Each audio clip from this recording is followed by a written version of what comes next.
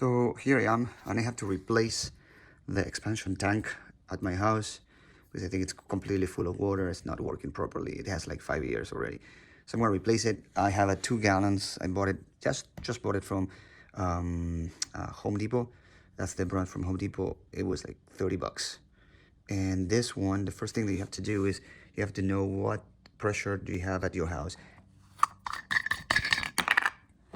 and measure the pressure here. My house, I know it has 80 psi, so let's check it. So I have one like this that I use for my cars, for my car tires, and let's check here. Oh, let's change it to, there it is. Comes with 42.5. So I have to increase the pressure in here all the way to 80 psi before installing it into my system.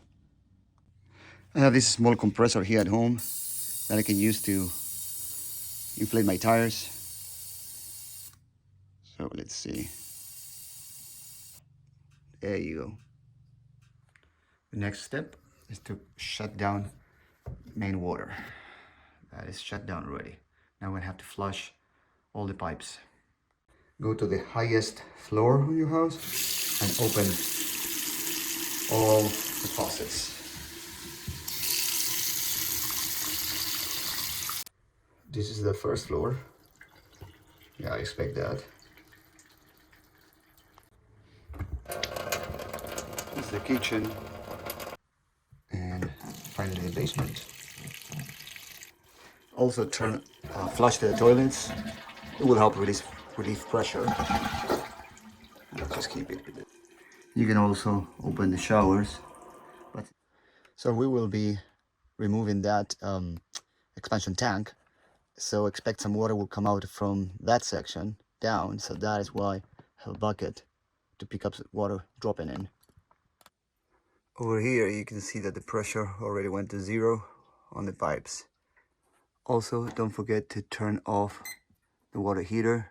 You can unplug it if you want to. So in order to loosen it up, remember you're screwing it this way, so you screw it that way. You have to do this movement. So I use this one because I had many others, and they don't fit in there on that gap. So I use this one. Grab it right there, and it did that movement.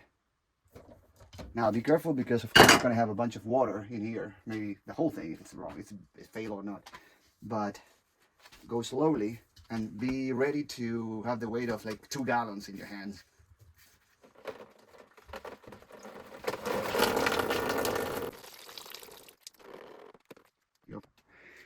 If you have something like this, a brush, bell brush, like it's a cylindrical form, I would suggest you to use this to clean these threads here before threading the new one, right? It's always better to clean things up. So this is how the pipe looks now. Looks pretty good to me. Pretty sure the Teflon will fill in the gaps. So it looks like the new tank has some sort of pre-Teflon there. I don't know if that or it's just the paint. But anyway, I'm not gonna take any chances. I'm gonna use this blue tape. You don't want it to be like this because those pieces could get into your pipe now. So you want it just on the threads.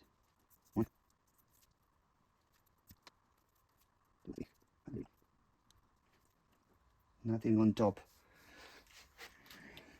Okay, now we're ready to put in there. We'll go like that. Okay. Do it from both sides like this. I think you have enough leverage that you don't need anything else. But when you remove it, yes, like I did, this is gonna go tight in there. There you go. One more thing that I wanted to mention regarding this. As you know, this has a diaphragm up here, like a rubber thing, that will separate water coming in from here. That's why, that's the noise kind of thing. There's no water yet, but look at the noises. Not resonating. That's the resonance because there's air in this chamber here. And to have a better idea, here's the manual for this. It's just 3 pages, but here you can see how it works.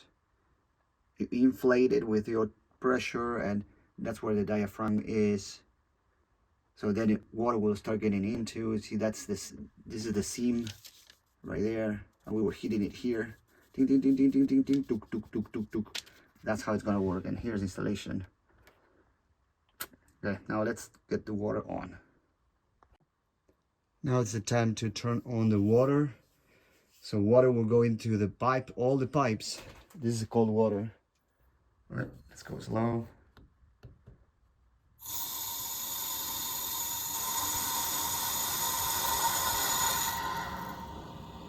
Okay. Kitchen, no more air coming out. I'm gonna turn it off. Bathroom, no more air. That would be hot water, but I'm not gonna take care of that right now. Turn it off. Perfect. Turn it off. Perfect. No air. Turn it off. No air. Turn it off. And I could hear the toilet already filling back in. That's the shower. It was flushing a lot of air. So I already turned off all the faucets. There's no air on the pipes, on the cold water pipes, and the pressure is starting to build up already, which I suspect is to go all the way to 85, something like that. I'll show you in a few seconds. You see that's moving the needle. Now it's an 80 and so on. So it's building up. Now it's important to check that there are no leaks here at all. So let's use my hand. Yeah, absolutely nothing. I don't hear any, I don't feel anything here.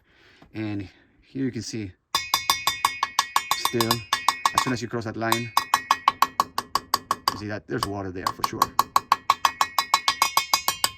That's good. And you can always check the pressure from the bottom, which should still hold at, let's go back. You see now it's close to 85, almost. It's gonna go to 90 maybe. And I have that red one. This red is just to modify it and see what's the maximum. I come every so days and check what's the maximum pressure on the water, just to make sure that we're within limits and so on and so on. So now I'm going to turn on the water heater. I unplugged it and flush also the hot water as well. It's on. Yeah, I plugged it and now it's on. And I can hear it regulating itself. Perfect. Let's check this again. Yeah, we're at 90 now. That's why I put 90 in reality. I bump it up a little bit more, this expansion tank. So I'm going to turn on the hot water on one of the bathrooms. So this is all the noises that you hear. Air coming out of hot water. Of course not hot yet. No more air. Now I'm going to go and check how the hot water is working. Yep, that noise, that humming means that it's working. And there it says in use, of course. So if I touch this pipe, yeah, it's hot. A lot, yeah, it's hot actually. I cannot leave my hand over there. And the water pressure drops. That's exactly why the water heater kicks in. When the water drops, it's when it hits. It starts, it triggers that. So now it's what, at 50. So now I'm gonna go and turn on the water, the hot water on every faucet to make sure I flush all the air out.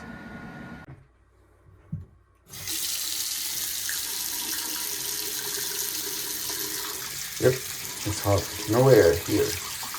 That's good. So that's pretty much it, guys. It's done. I will write it here. What's the date that I installed this? That's the date. As I also have, for example, I clean this tankless water heater once a year. So I've done it since I installed it new on the 2022. I have something here that I write every year. I clean it because if you do that, I have another video how to do that here. It will last 20 years, this thing. And it's a wonderful thing to have. Water heater on demand. You don't have to fill in the tank or anything like that. This is great. So you can check my other video about how to maintain waterless heat. What is it? Tankless a water heater. And if you do that, you're going to be fine. The previous one I didn't know, and it only lasted 10 years. They told me that no, you should have done it and it will last 20. It's pretty easy to do every year with vinegar, and applies to any other brand. Doesn't matter if it is Rinnai or General Electric or whatever. Just do it. It's a great thing to do, and it's going to save you a lot of. This costs like $1,500 the installation. I did it, but if you have to do it, you're talking about $3,000 thing. So for sure you want to maintain it. So let's see what's the pressure right now. Yeah, pressure is around 90, and if we check again, there are no leaks. Everything is fine, and we can check again.